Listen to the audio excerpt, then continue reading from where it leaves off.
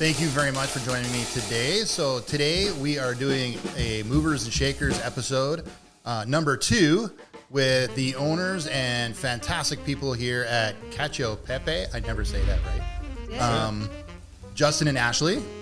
What we're going to do is we're just going to start with a little bit of a background on who you are, how you met, how you came to where you are right now, and then we can dive into the fun business stuff. Well, I started out, I grew up in Niagara-on-the-Lake from here.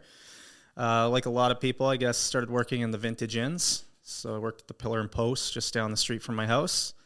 After that, I went to Niagara College, not for culinary school, not in the culinary. I'm pretty sure they didn't even really have that program off the ground too much at that point. But I went through their professional golf management program. Did a couple of years there, and then got the itch to travel and took off. And then I ended up out west. We worked for the Fairmont Group in Banff and Lake Louise at the Chateau Lake Louise for the majority of the time. Got tired of the mountains after a couple of years and moved down to the Cayman Islands, where I worked for the Westin Group, the Westin Casarina Resort and Spa.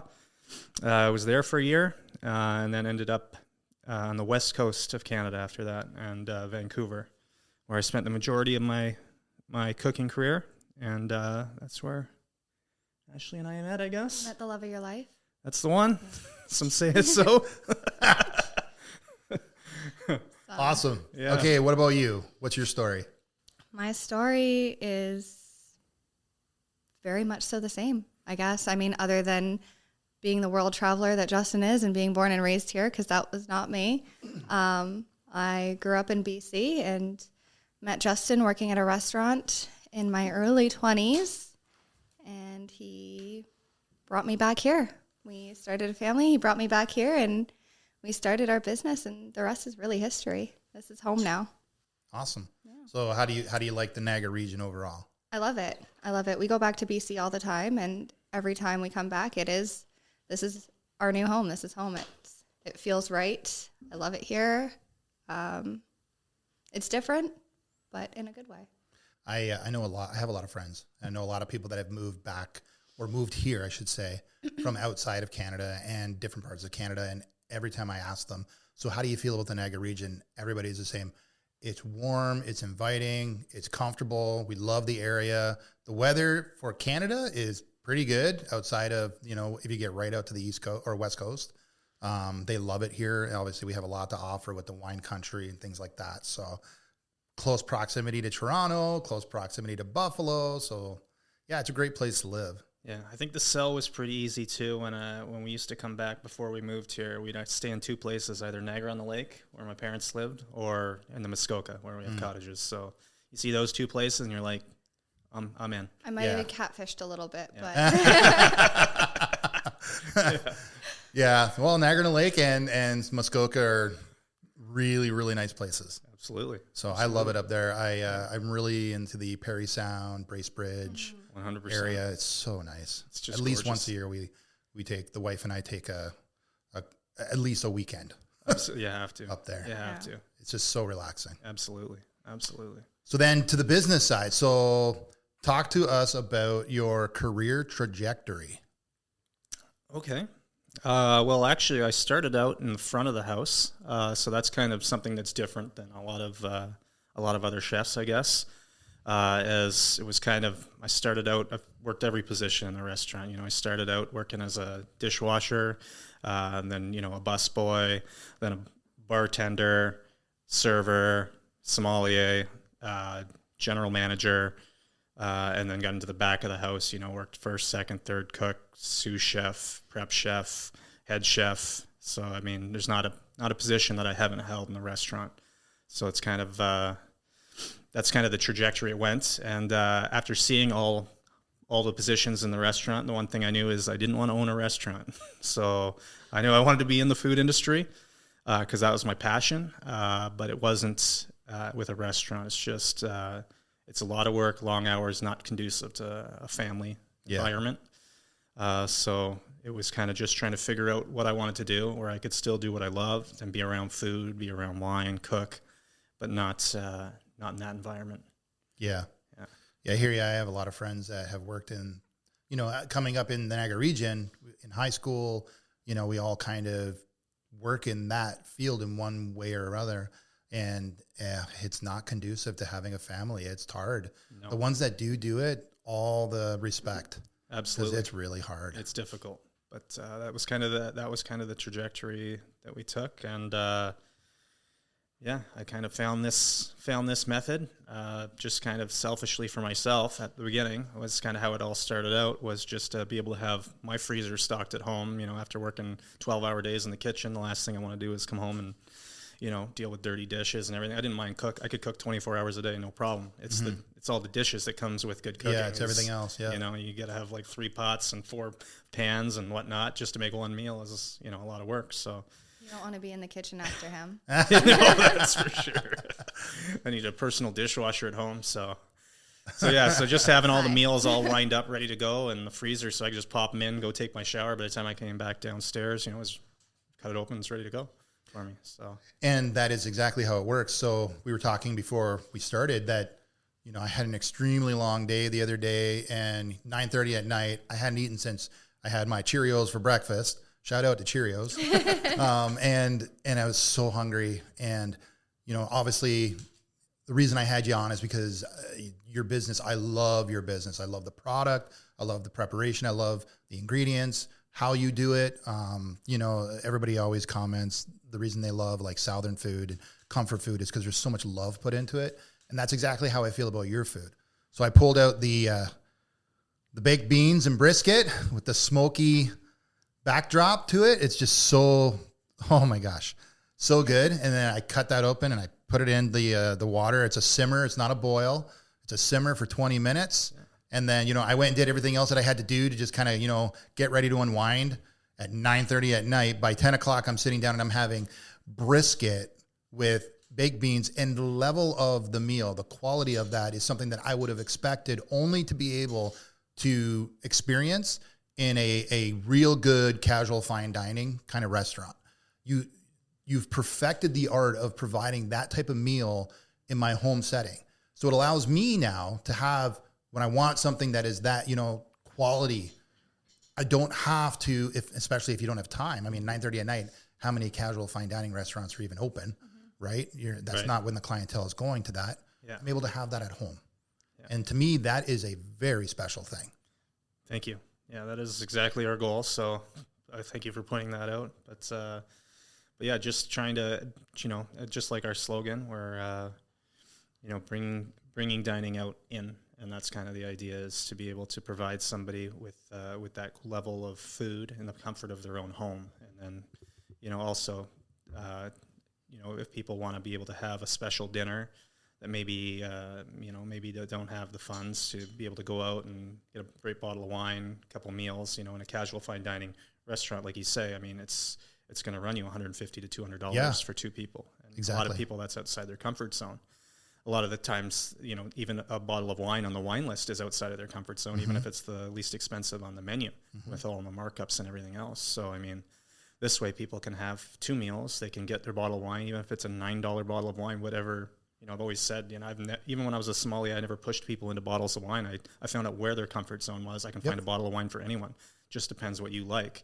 Just, the person that drinks a $9 bottle, they're not going to appreciate a $75 bottle anyways. So why give it to them? So. Well, and wine's one of those things. And I mean, craft beer is kind of getting there, but with wine, it's one of those things where it's almost like a journey, and everybody's always at a different point in that journey. 100%. So to double down on that, personal experience. The wife and I, Reef Estate Winery here in Niagara Lake, we love their product. Great product. They have a really nice white wine that we just enjoy with pasta or fish. So your lobster ravioli, and being able to do, I could never make that. I wouldn't even try. So to have that at home and not have to, after a hard day of work, necessarily have to venture out and find a place that has something like that. We have it in the freezer. It's ready to go. Pull the bottle of wine out, pull the pasta out, put a sauce with it, boom. We have this amazing meal that we would never be able to make on our own. Thank you. That's the idea behind it. I mean, if we can keep it $50 for your wine and 2 meals for people that don't usually go out, that's obtainable for somebody. Yeah. And they don't feel like they're breaking the bank. They don't feel stressed out about eating a dinner. so many times I've noticed people that have come out and it's their one time out a year, it's either their anniversary or wife's birthday or something else. And you could just see them sweating it a little bit because it's like, trying to find something inexpensive in the meal, but then they're going to not enjoy it because, they're not going to be well fed because they're trying to get something that's inexpensive, scrambling with the, more inexpensive appetizers or something else and trying to make it a main course. And I really don't want to drop $250 on a meal today. When they could have kind of have to. They could have gone to a lesser restaurant and got something more substantial and been happier, and probably should have. But it's kind of, people have that in mind that you want to do something special. You want to do something special. Yeah. So this kind of allows them to do that. And I mean, just the amount of emails we get from people that have just celebrated their anniversary, whatnot, especially during COVID, because even people that would be able to afford going out for those meals couldn't. So So just giving that option, the amount of really nice emails we got just like really warms our heart when we read stuff like that, you really made someone's anniversary, especially in with how we are. I mean, we have people that come in the shop and they can tell us the next time they see us, but it's not like a restaurant. Yeah. All the restaurants I worked at, it's an open kitchen usually in most fine dining restaurants. So people will always walk by, tell you exactly what they thought right afterwards. So there's that instant gratification. Whereas, with our business, you get an email later on or something like that. But yeah, I just remember when we first really started out and it started getting going.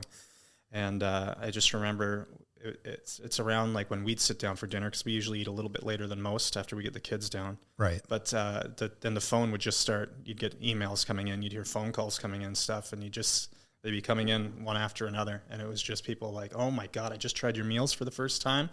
Unbelievable. Like, thank you so much. Like, you just made our anniversary dinner. We weren't able to go out because with the COVID and everything, the restaurants are closed. Or we're just not comfortable dining. Or we're not comfortable dining at this point. So thank you so much. Like, we really appreciate it. And then that kind of stuff is like, makes what we do like all worth it, to be able to do that.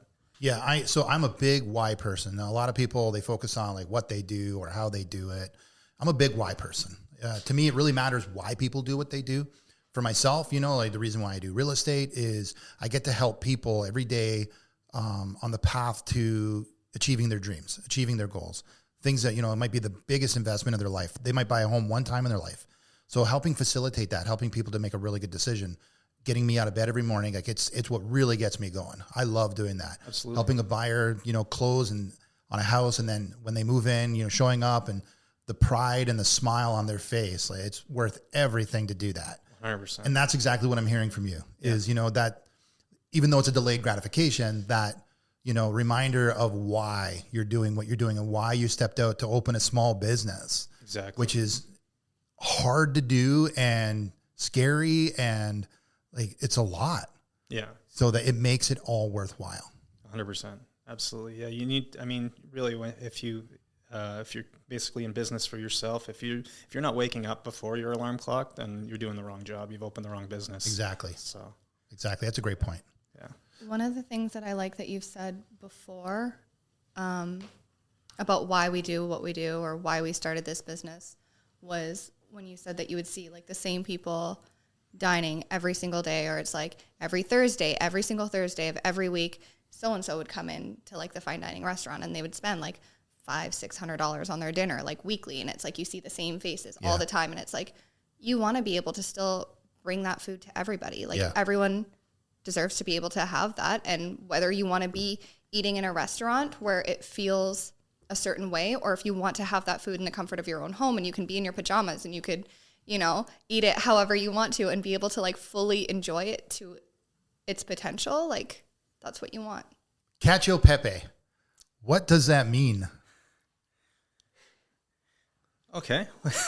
Well, that's probably the most common question we get in the storefront when people walk in for the first time. So, Cacio Pepe. See, I don't say it right. There's many different ways to say it. There's no for sure right or wrong answer. We might not even be saying it right. Yeah. We do. There is some wrong ways to say it, that's for sure. We've heard a few of those. But we're not going to go down that way. We're not going down that way. No. But yeah, Cacio Pepe is it's based off a classic Italian dish, Cacio e Pepe, first of all, which is just a classic dish, meaning in Italian cheese and pepper. You'll find it all over Italy, more definitely in Rome, but all over Italy you can find a variation of that dish. But again, just like you say, it's just like cheese and pepper. That's the thing. And based off that, it's just, you don't need a lot of ingredients. You just need the right ones that pair well together.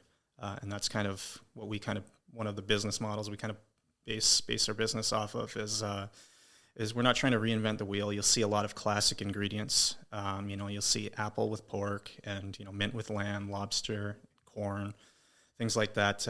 These things have been paired together for hundreds of years for a reason. They're classics. So we don't try and reinvent the wheel or anything like that. I spent a good portion of my career learning that reinventing the wheel, it's like, although it's fun sometimes, it's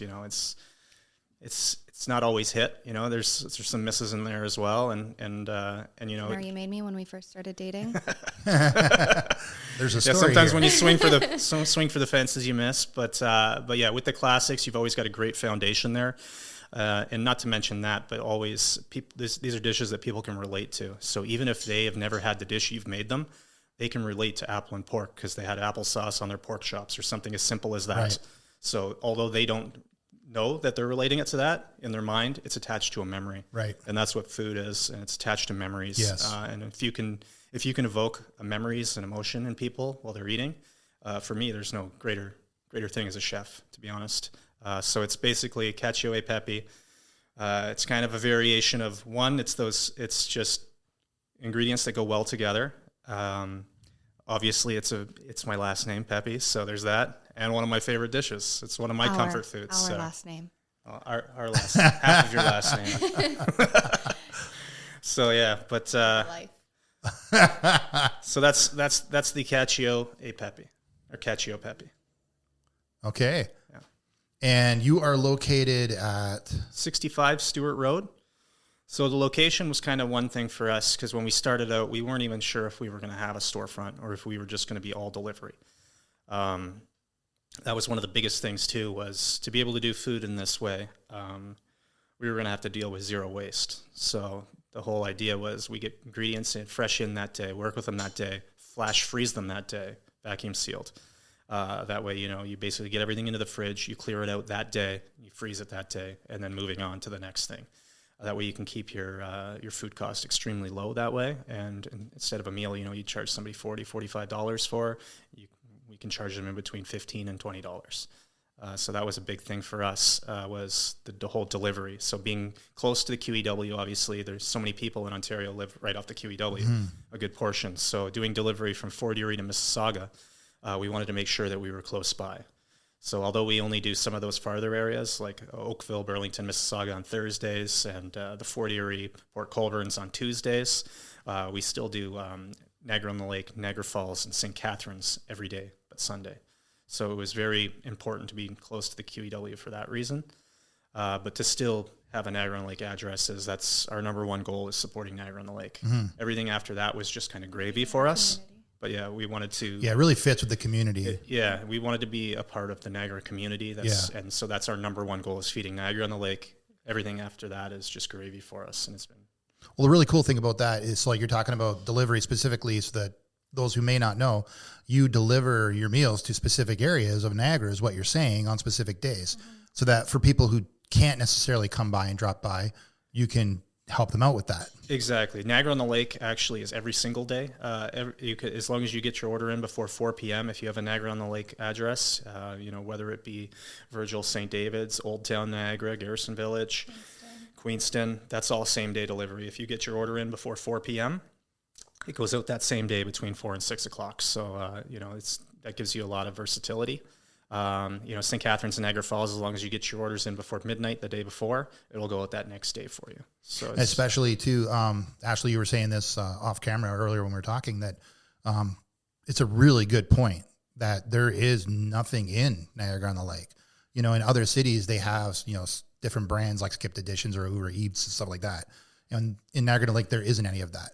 So you are kind of the elite level of Uber Eats here in Niagara. In that you're providing these like gourmet, high level meals, and you're delivering to houses. Yeah. And that in we Niagara deliver Lake. right to the consumers. And I mean, as long as you're okay with simmering some water and putting your meals in, there's really no more work to it than that. And you don't have to worry about, like we had talked about this before, where it's like, we feel like in the market, we're a little bit different in the sense, I mean, a lot different, but a little bit different in the sense that if you're ordering from a restaurant and you're getting it to your house, it's still not going to be the same quality as dining in the restaurant and having it on your plate and being fresh. You know, it's especially in Niagara. Like there are some places that deliver to you through Uber Eats and such, but they're far and few every time between. you get the fries, they are soggy. And it's going to take at least half an hour to 40 minutes before it's to you. And that's a great point. Then you're not getting like the quality that you wanted. So yeah, this way we're kind of that's packaging the quality. That's the one thing, because Niagara on the Lake's kind of tucked out of the way. It's kind of, if you're ordering from St. Catharines or Niagara Falls, they've got to come 20 minutes in, 20 minutes out, you know. So it's either they won't do it for that reason, it doesn't make sense, it's not feasible, or if you do get it, it's usually, you know, like you say, it's not the product you'd get on your plate. Oh yeah, and so I'll say this from personal experience, because obviously I've had a wide spread of product you guys provide. So like the one I spoke about with the brisket, I mean, that was, you know, almost like the old fashioned set it and forget it. You know, I set the timer, I put it in the water, and I walked away and came back when it dinged. Pretty similar with the pastas, same thing. The one that takes a little bit more detail, but I love, because I've had this in multiple places, was the short ribs. Yeah. Because it's a full meal, right? Yeah. You're getting the short ribs, you're getting the carrots or whatever at that point in time that's fresh. And the potatoes, the brandied onions. Yeah. So like there's a little bit more work to that one, but my goodness, was it worth it? Right. And again, I would never be, and I have good experience in the kitchen. My wife would attest to this if she was here. I love to cook, and I could not produce that product on my own.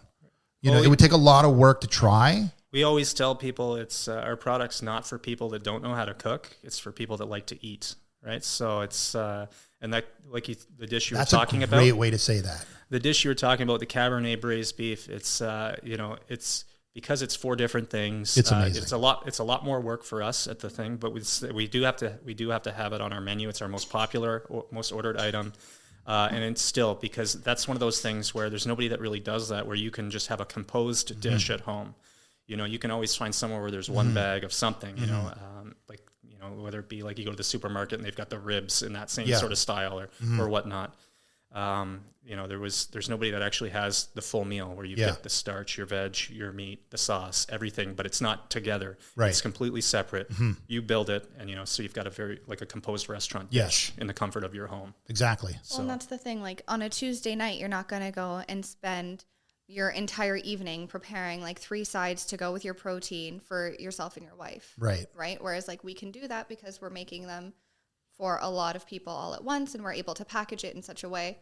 But I mean, like, yeah, then you can just have it on a Tuesday, and you can have that, and your wife can have something else if she doesn't like the beef, and it all just goes into the same place. And exactly. It's nice and convenient that way. It's clean. It's like, it's really easy. It's simple. Everything gets used, unlike some of the boxed meals where, you know, that stuff just sits in the fridge for a week and then half of it goes to waste. I did want to bring up some of that stuff because some of that is like, you look at the ingredients and you're like, I don't know what that says. Yeah. I don't know what that means. And that's one big thing. That's why we've got on large letters on the back that no preservatives. And people might think that's, you know, like, oh, of course, you know, there's no preservatives. Like, yeah, but you go into your grocery store, I mean, 95% of the stuff has some sort of preservatives, some sort of sulfite, something that makes the product last longer. You know, and this is the stuff that's... keep the meat packaged until it gets to your house from however long it takes to ship it. Yeah. Exactly. So, and these are the things that are really, you know, are not great for your body. I mean, these are the things that are killing people. So it's like to have, you know, just whole raw ingredients, you know, that's all we need. So, and that's all everyone's body needs. You don't need all this other stuff. Yeah, I love that. Yeah. It's something that is becoming much more prevalent in our society. People are starting to pay attention to that stuff. What I would say too is one of the things that I do love, and it's simple, and even though you're doing delivery, the storefront. So I'm going to, for people that don't know where it is, this is how I rationalized it, because this is how I found you. So the Avondale Dairy Bar, which everybody in the Niagara region 100%. Pretty much knows where they are. I'm so thankful you said Avondale Dairy Bar. Yeah, we're not going to talk about the other one. Yeah, no. The Avondale Dairy Bar is literally like a kilometer away. That's right. Right? So on the same road, on the same road. So, and almost everybody knows where that is. So it's pretty easy to find you because your sign is right out front on the road. So if everybody just goes, okay, I take the fork in the road, I go west, and the fork in the road left, I guess. And you're right there on the right side on the way to the Avondale Dairy Bar. So it's pretty easy to get to. That's right. And then once you get there, you walk in the door and you have a nice, easy to read, laid out menu.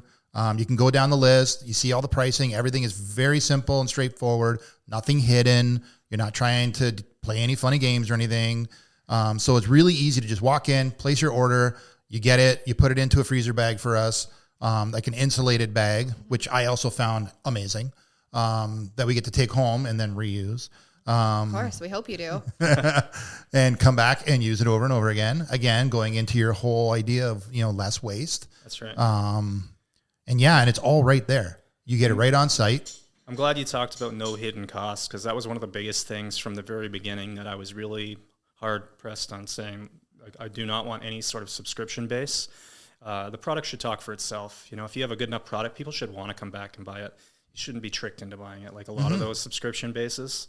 So that was definitely one thing I was really, really hard on. That is just, people will come because they like the product. Yeah. If the product's good enough, it will sell itself. So to correlate, because absolutely, and then to stay on that whole train of thought. So then the price points. So the last time I was there I think it was last week I was in, and I spent just over $70, and that gave my wife and I almost a whole week of meals, and she took it to work for leftovers, right? Oh, so wow. like in these days, to take away all of that effort, to really worry, the concern, okay, what are we going to eat? I know everybody does the same thing we do. We have the whiteboard on the fridge. Okay, let's write down our meals for the week. What are we going to try to make this week and buy groceries for and try to figure it out? Oh, it didn't work because we couldn't try. Keyword try. Tuesday we ended up having something, or I had to go to an appointment or something. There's always something. Yeah. So then at the end of the week, you've bought all these groceries that are sitting in the fridge still. And you're like, okay, we got to make something with this stuff because we bought it all. We don't want to waste it. Yeah. And especially these days with inflation the way it is, I mean, you can't buy something for one meal. If you buy something, you better be using it in 3 meals. Yeah. And then at that point, then your weekly meals turns into like a jigsaw puzzle. Like, how will we fit these ingredients into all these different meals? Yeah, To get exactly. the best return on investment. So, Exactly. Yeah. And so the pasta, let's go back to the pasta, because you make the pasta on site Yes. by hand. Yes. And so if I'm comparing, I'm buying pasta in the store. Most people, we buy, the dry pasta. Yeah. Or if we splurge, we're buying the not dry, The fresh in the refrigerator section. yes. And it's quite expensive now. That's right. Pasta is $8, $10 now. And so when you start to put it together, again, lobster ravioli was $16, I think, $17. Yeah. And it fed both of us, and my wife took some to work for lunch. Oh, wow. Yeah. And From that one we'll meal. usually, my wife and I will split that dish and just cook our own steak. So we'll cook one steak, we'll have that lobster ravioli going in Have the a simmering little water surf and, and turf. and do a surf Exactly. and turf meal. And that's another big thing was, I always tell people, don't rely on our meals for all your meals. Yeah. We still want to breed a good cooking community and everything else. But, even if you just use our meals and you split it as an addition to what you're Exactly. already doing to elevate your meal, whether it be our raviolis or our gnocchis, turning your meal into a surf and turf or whatnot, it's just kind of just help to elevate your experience, your dining experience, just a better overall, dining community. Yeah, it's a great point. Building the community.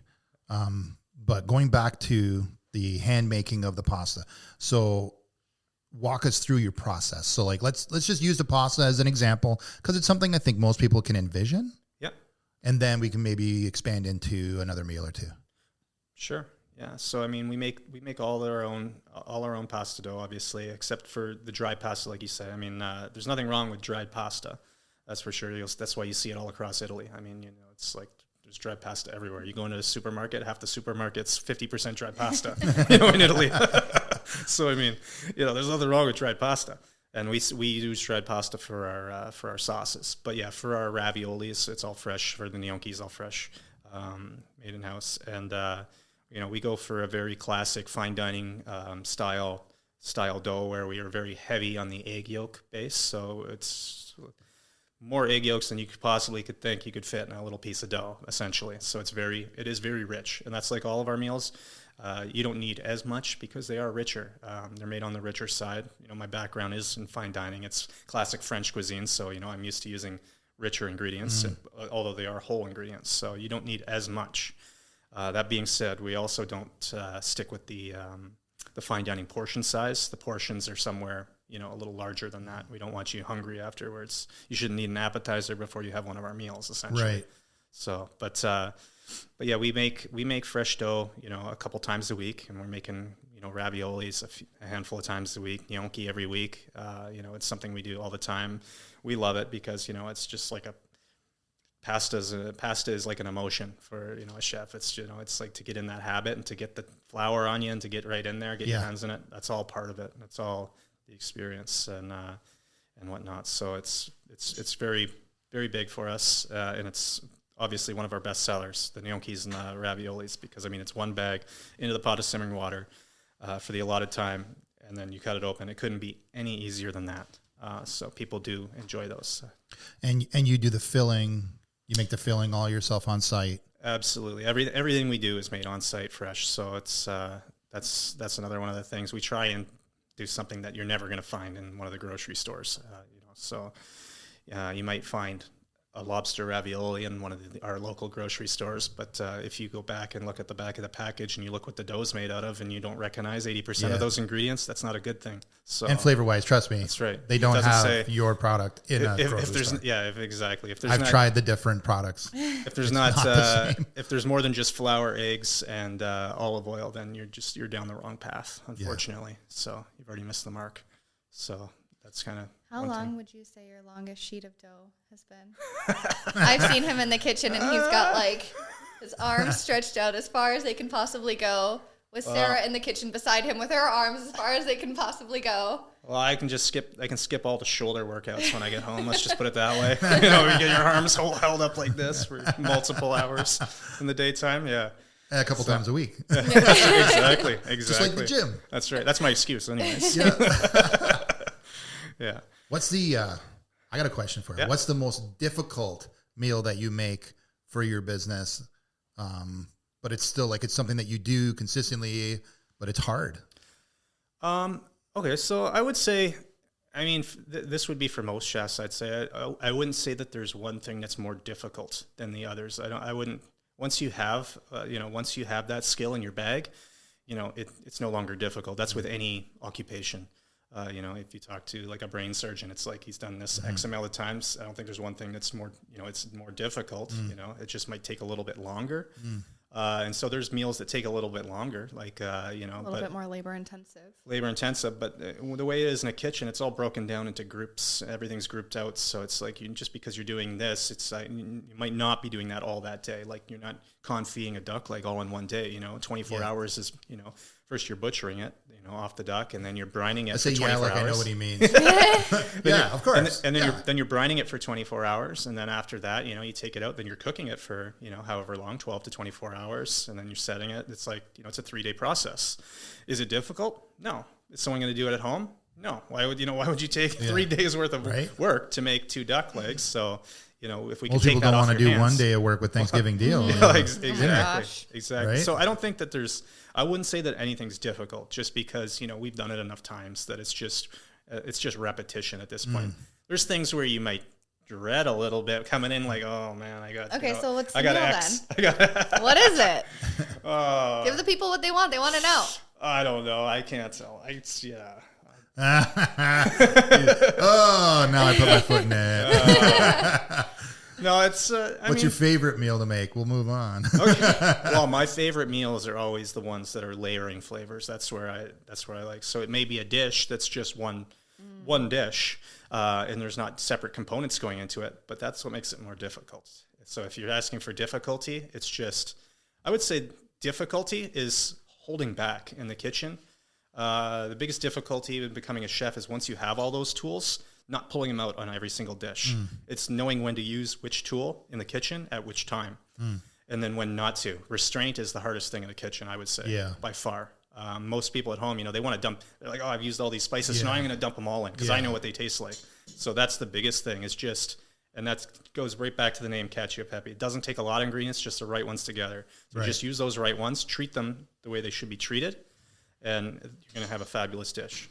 So, just trying not to use, the restraint is the hardest thing in the kitchen. So going back to favorite dishes, I like the duck cassoulet and the Tuscan wild boar dish. Those are bean dishes that come from very humble upbringings, and it takes a chef using all his skills to coax those ingredients to their highest form. Right. And so, it's layering flavors. It's not just, putting a dish all together in one pot and it's like, it's done. Like, like somebody at home, they throw everything in the crock pot and they set it on, they come back from work and like, ooh, my dinner's ready. It's doing everything separately, treating it to the best of its ability, and then combining them at the right time in the right place in the dish so that they all elevate one another. And that's the one thing with dishes I'm always looking for is, I'm looking for a dish to sing at the highest level. And to get that, every ingredient has to be pushing each other above its limit. And so, until they all reach 10, and then they're all firing on 10. You need your acidity up here, you need your heat up here, you need your, everything else, the fresh herbs, everything, everything's got to be pushing each other right up to 10. And that's when I'm building a dish in my head, it's always like that. It's like, okay, X is only at 7 and X is at 6. We need it up here. And then once they start doing that, you'll see the dish go from just like, oh, that's nice, to like, whoa, it's like fireworks. It's like, if the dish at the end doesn't feel like, fireworks going off, then, you can keep going. You're not there yet. The image of a mad scientist came into my mind when you explained that. That is accurate. A bit of a mad scientist approach. If you've ever been into our storefront and peeked in the kitchen, I think it looks about like that, I'd say. Well, I want to thank you both for coming in, talking to me today about it. Again, the goal of this is to help to amplify to Niagara some of my favorite places, people that I know are doing a fantastic job, and you deserve the focus. So thank you very much for giving me the time for you guys to come in here today and talk about your business. And at the end of this, everybody that's watching this, we are going to have the address and the website / Instagram info posted. So please take a look at that and visit the Cacio Pepe. That's it. You got it. Cacio Pepe. Thanks. Thank you, Charles. Thank you.